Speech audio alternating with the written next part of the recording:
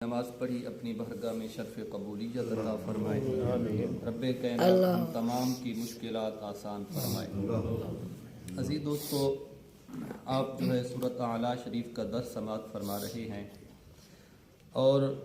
قرآن جو ہے راہ ہدایت ہے، مومن کے لیے شفا بھی ہے، رحمت بھی ہے، اور ایک بے کنارہ سمندر بھی ہے۔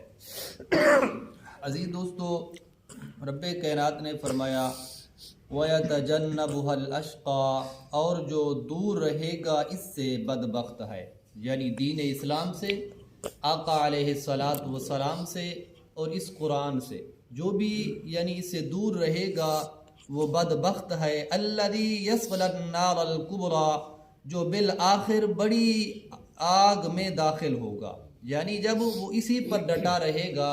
اور اس کے احکامات کو نہیں مانے گا، جو رب نے قرآن میں حلال کہا اس کو حلال نہ جانے گا، جو حرام کہا اس کو حرام نہ مانے گا،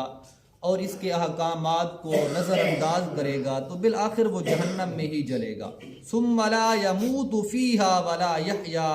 پھر نہ وہ وہاں مرے گا اور نہ جیے گا،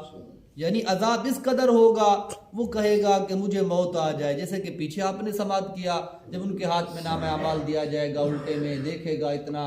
یعنی کہ عذاب ہوگا اور اتنا گناہ ہوں گے، اور الٹے ہاتھ میں دیا جائے گا، کہے گا کاش کہ میں مر جاتا، مجھے موت آ جاتی، مجھے یہ دن نہ دیکھنا پڑتا۔ ارے بھائی، اگر دن نہ دیکھنا نہیں چاہتے، وہ دن یعنی ایسے عذاب میں مبتلا نہیں ہونا چاہتے، تو پھر دنیا میں اعمال صالح کر لیں، اللہ اور اس کے حبیب کو راضی کر لیں، جو قرآن میں کہا گیا اس کو مان لیں، جو میرے آقا علیہ السلام نے فرمایا اس پر عمل کر لیں، زندگی بھی بن جائے گی، قبر اور حشر بھی سنور جائے گا۔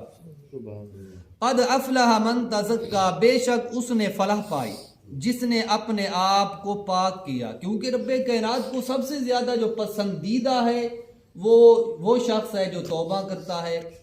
اور اپنے آپ کو پاک رکھتا ہے گناہوں سے اور دنیاوی آلات سے، یعنی کہ جو بھی غلط چیزیں ہیں ان سے اپنے آپ کو پاک رکھتا ہے، رب کو سب سے زیادہ پسند وہی شخص ہے۔ تو رب کائنات نے یہاں پر بھی یہی فرمایا قد افلح من تزکا، بے شک اس نے فلاح پائی جس نے اپنے آپ کو پاک کیا۔ وَذَكَرَ اسْمَ رَبِّهِ فَصَلَّى، اور اپنے رب کے نام کا ذکر کرتا رہا اور نماز پڑھتا رہا، یعنی نماز بھی بہت بڑی ایک کامیابی ہے۔ اچھا، ہر شخص کی والدہ، بہنیں، ماں باپ سب یہی کہہ رہے تھے اے اللہ اسے میرے بچے کو کامیاب فرما، میرے بچے کو کامیاب فرما۔ جب اذان ہوتی ہے اگر اذان پہ توجہ کیجئے تو تب بھی کامیابی کی طرف بلایا جا رہا ہوتا ہے، حی علی الصلاۃ، حی علی الفلاح، کامیابی کی طرف آؤ، کامیابی کی طرف آؤ۔ ہم نے سارا دن دعائیں مانگی، ہمارے بڑے ہمارے لیے دعائیں مانگتے رہے، بزرگوں سے دعائیں کراتے رہے، لیکن جب اذان آئی، اللہ کے گھر سے آواز آئی آجو اب کامیابی کی طرف، تو ہم دور بھاگ گئے۔ تو پھر کہتے ہیں ہمارے گھر میں نہ چاکی، پریشانی، اور جو ہے ہمارے گھر میں برکت نہیں ہے۔ ارے گھر میں برکت تب ہوگی جب اللہ کا ذکر گھر میں ہوگا، اللہ کی یاد گھر میں تازہ کی جائے گی، اور گھروں کو تو ہم نے فقط ٹی وی ڈراموں کے لیے بنایا ہوا ہے اور کھیل کود کے لیے بنایا ہوا ہے۔ نہیں بھائی، گھر میں بھی عبادت کرو، اللہ کا ذکر کرو۔ اللہ کا ذکر جب کیا جاتا ہے اس کی برکتیں کس قدر ہوتی ہیں، بلکہ میں نے ایک روایت یہ بھی پڑھی ہے جس گھر میں حضرت شیخ عبد القادر جیلانی قدیر نورانی رحمۃ اللہ علیہ تعالیٰ فرماتے ہیں جس گھر میں بے نمازی ہوتا ہے نا، اس کی نحوست 40 گھروں تک جاتی ہے۔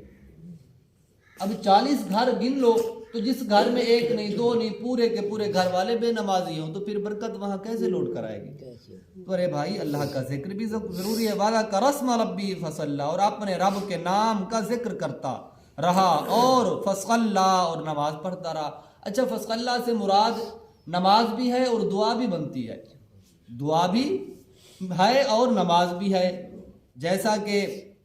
یعنی کہ ایک میں آپ کو حدیثیں بھی سنا دیتا ہوں۔ حضرت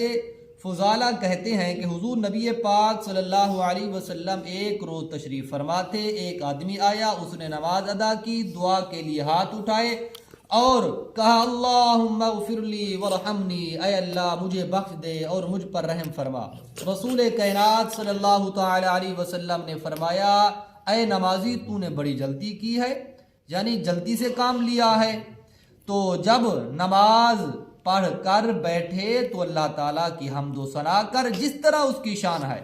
پھر مجھ محمد صلی اللہ علیہ وسلم پر درود پڑھ، پھر دعا مانگ۔ اس کے بعد ایک اور شخص آیا، اس نے نماز پڑھی، میرے آقا علیہ الصلوۃ والسلام اسے بھی دیکھ رہے ہیں، نماز کے بعد اللہ تعالیٰ کی حمد کی، نبی پاک صلی اللہ علیہ وسلم پر درود و سلام پڑھا، پھر یعنی اس نے دعا مانگی۔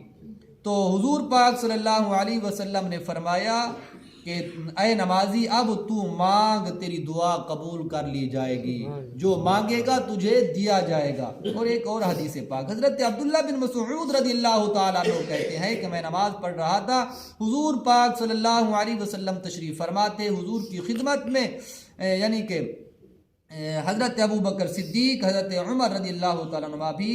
حاضر تھے۔ جب نماز پڑھ چکا تو میں نے پہلے اللہ تعالیٰ کی حمد و ثنا کی، پھر آقا علیہ الصلوۃ والسلام پر درود پڑھا، پھر اپنے لیے دعا مانگی۔ تو حضور پاک صلی اللہ علیہ وسلم نے فرمایا سل تعطا، سل تعطا،